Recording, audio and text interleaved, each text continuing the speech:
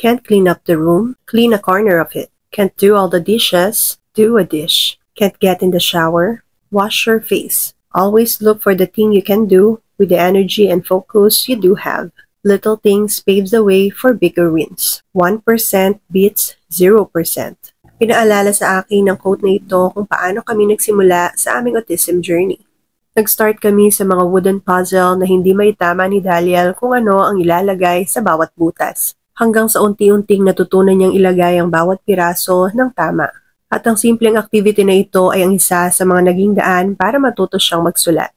Natuto siyang kumain gamit ang kutsara at tinidor, natuto siyang magtimpla ng sarili niyang inumin, at ngayon natututo na siya kung paano magluto. Natutunan niya ang mga ito ng paunti-unti. Sa tulong ito ng kanyang mga therapists, naging teacher sa SPED at pag-follow up namin sa bahay. Kaya kung nababagalan man kayo sa progress ng inyong anak ngayon, pinanghihinaan ng loob at nagdududa kung mag-i-improve pa ba siya, base po sa karanasan namin, opo, mag-i-improve pa po siya. Kaya wag niyo po siyang sukuan.